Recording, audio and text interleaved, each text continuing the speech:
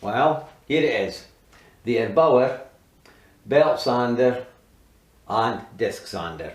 As you can see, it's not yet assembled yet, obviously, because you've got to put the adhesive disc on here, and that's what we're going to do now. First of all, I'll bring you in for a closer look while I remove these screws out here. I've already got two of them out, and I'll show you which one was cross-threaded. One of them was cross-threaded, and I'll explain to you when I get a bit closer what I had to do. Now, I'm not too bothered if I've chopped the top of my head off for this one, because I'm not the important bit. This is. This screw here was cross-threaded, so it was tight to come out. So when I got it out, I took it out, and I took this one here out, which wasn't cross-threaded, and then I took the screw from this side to this side, popped it into place, which didn't really want to go. And when it went tight, I then rolled it back, and then took it forward again. And when it went tight again, I rolled it back and forward, like so. This way, it helped clean the threads out, you see. So once that was done, on this side, I then took the screw that was damaged from this side into this one, and I did the same process there. It helps bring the threads back into alignment. If you have a tap that does this, you can use a tap to sort it out, and it will. But of course, taps were provided when I was at work, so tough. Anyway, I've removed most of the screws except this one. So we shall remove this screw from here just now. Right, and this reveals all this inside. Place that somewhere safe just now. Now we'll go and have a look at all the bits and pieces that came with it. Okay then, I'll try and keep my voice down a bit because I am over the top of the microphone. Right, as you look, there's our disc here, our sanding disc.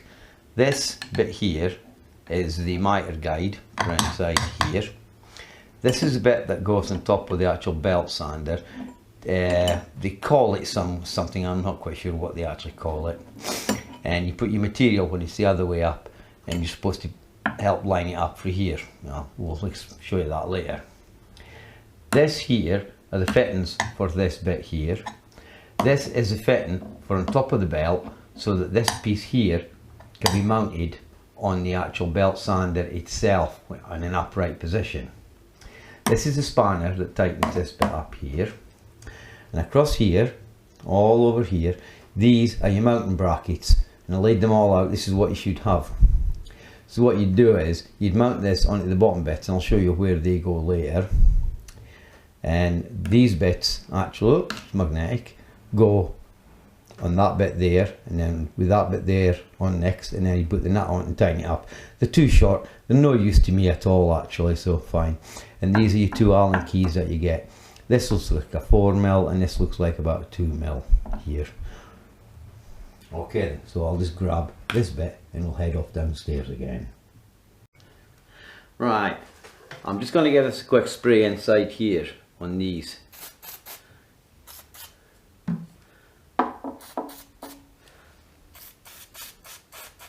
That just cleans out any dirt. And of course I haven't got a cloth with these, so tough. I can't clean out any of the excess oil. I'll just get rid of it. I'll just do it that way. Yeah. Anyway, the sawdust will take up the loose oil anyway, so don't worry about it. Right, let's see if we can get this thing stuck on now. There we go. Actually, rather easier than what I thought. Oh look, it tells you, it's even got arrows pointing what direction it goes. Just joking. Right, let's see if we can get this on correctly. Well, now, one thing about doing it down here in the cellar in the cold, right, it isn't going to stick very good. I thought that was going to happen. I might actually have to cancel putting this on just yet, because I've got a funny feeling it's not going to stick because it's cold. Nice, it's wanting to lift off all the time.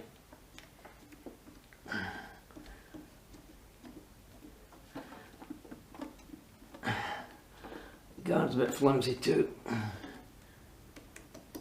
Anyway, so far so good. Okay then, let's start by mounting this thing back on again.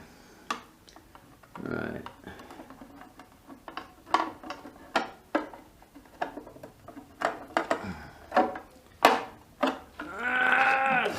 struggle, struggle, struggle. Here we go. Right. Get one in. You see how it's much easier to go on now? Just don't over tighten them yet. Alright. I can see why this one always gets cross-threaded. It seems to be more out of alignment than what the rest are. Right, it wants to be slightly over there a bit.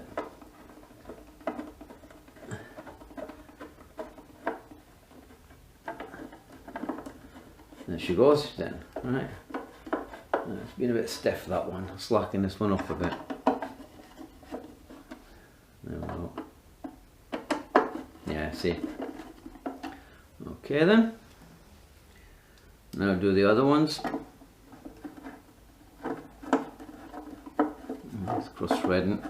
That one doesn't want to go in there yet. That's a cross-threaded screw, that's why. Yeah. Right, this is the cross-threaded screw. So what I'm going to do is I'm just going to have to wind it in and out rather than forcing it. There she goes, she's in. That's that one in. Right. Okay then. Right. Just gently turn them. 2 fingers should be enough. Doesn't need any more than that. Right, okay, that's on. Now comes the next bit. This piece here, the back here, goes on there like so. Try and pull the spring back slightly as you put it on. Get the spring to the back. Right. Now, with one of these in place, should be in alignment. I'll work on this side first. I'm gonna find it. Yeah, there it is.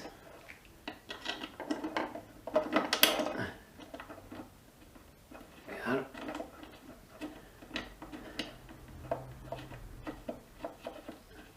Right.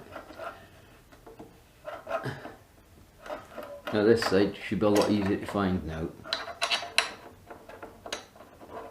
I know my arm's in the way, but nothing I can do about it.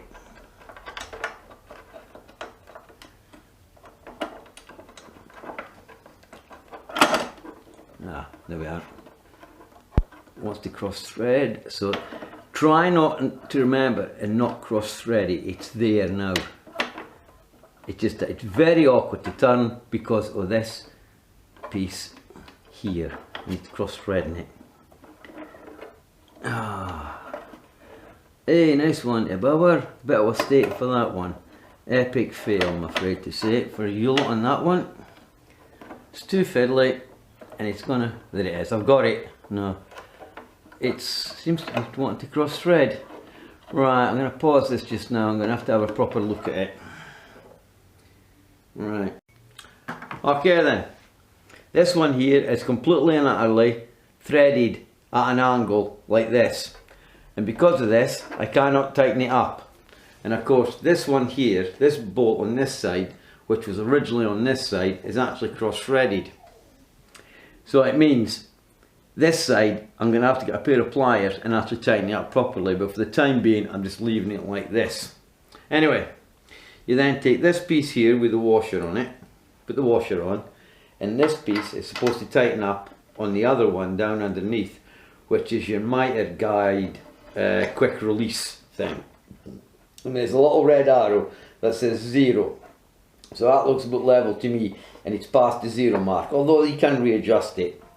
So anyway, that's how that all goes together. But once again, Erbauer has completely and utterly failed. Right, this is just cheap junk. It's crap, I must admit. Not impressed. My fingers now hurt like heck because of this. I mean, can't they get anything right? All as it is just a simple threading job through there and through this side. This side seems to be quite good, but as I said, on this side, no, complete and utter fail on that. Right then, we've done this, so why do we actually do this?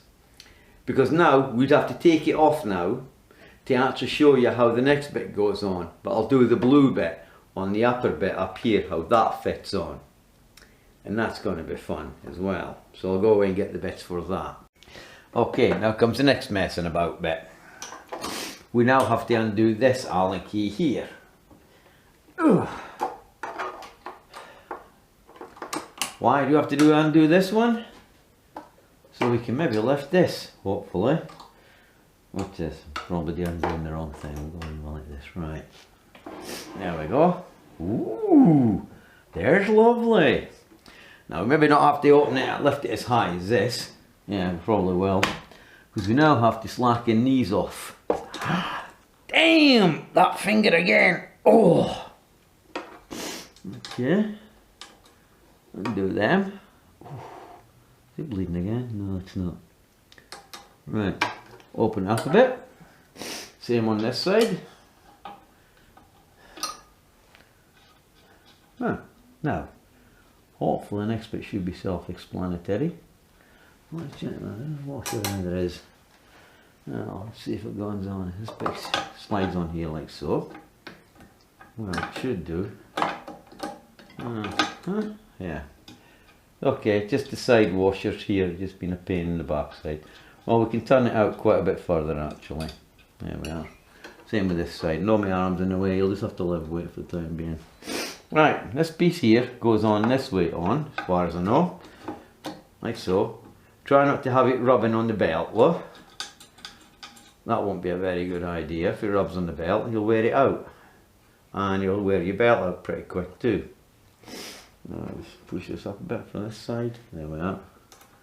Using the you can't use the Allen key that way. Clever stuff. There we go. Like so. And then you put it back down again like so. And you probably tighten it back up.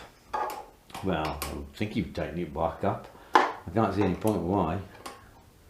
You'd thought they might have give you a quick release for this, but no! I'll just move the camera a bit. Yeah. Oh, this is even before. And I've took off, by the way, this thing on here, and I'll show you why. Right, so the idea behind this is, hold it. Now the idea is, you would take your bit of wood when the belt's going around, and you would slide it backwards and forwards, like so. Oh god, that's good to be a bit straighter, like more level to do with it. I don't know why you'd want to do this though, because you're going against the grain of the wood. Of course, you'd be better off doing it that way, like so, you see, and keeping it there. But you got to remember, with belt sanders, because of the pull on them, you'll wear one bit quicker, like up here. You'll wear quicker up here because of the way you're actually doing this, you see. I personally say I'm not going to be using this, but I've got to put it on to show everybody how to do it. And as I said, going that way, really and truly, all you're going to do is you're just going to take a lot more material away from this edge if you're not careful, and you're going against the grain. And then you will have to go like that to tidy it up. I don't get it. Personally myself, or it's for, say supposing he maybe had a piece of metal and he wanted to bring it down a bit and he had it level and he were doing this way and you're not fighting against it, it's always in the same place. Yeah, I can see that working, right? So anyway, that's that. So now we'll have to slacken this back off again, which I'll do off camera, and I'll show you what the next bit is. Okay then, back to this again. Okay, we lift it up. The reason why we lift it up is because we can't get in at this bolt here at the side. We can't get at this bolt at the side. We're going to go through, we'll slacken this one off just now, just finger it. Right. Right, we can get rid of that. I'm not going to be using it, so to put weight. Right. The next thing we have to do is we have to take this one here all the way out. Why are we taking it all the way out? You'll find out soon enough. Now, we then will have to just screw this quickly into this piece here. That's if it goes in here and it isn't cross-threaded. I thought as much. Cross-threaded. So much not right.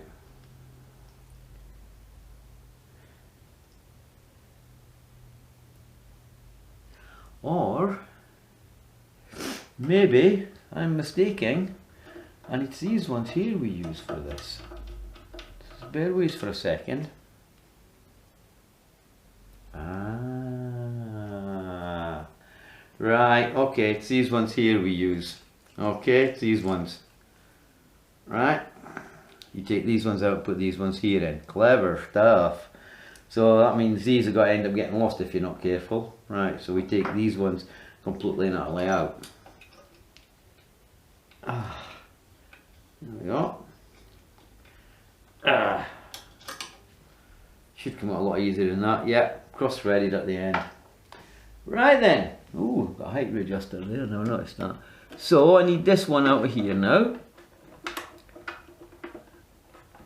Come here, you.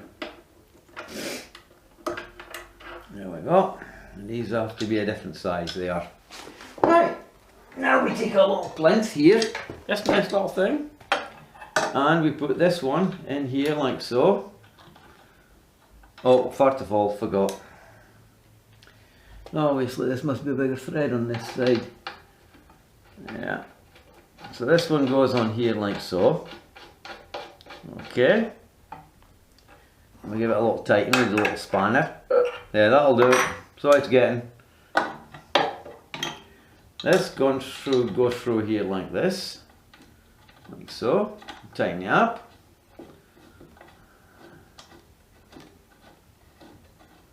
There we are. Not exactly very straight. Either I think it could be these that aren't very straight.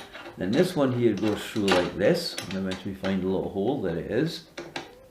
Clever stuff. Right. Sorry if my arm's in the way, but really and truly, there's nothing I can. Oh, there it is. Here. There we go. I'll do it that way round. I'll be dexterous, you see. Alright.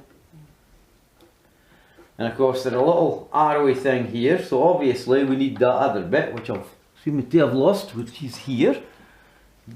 Remember this bit from before. And we do this.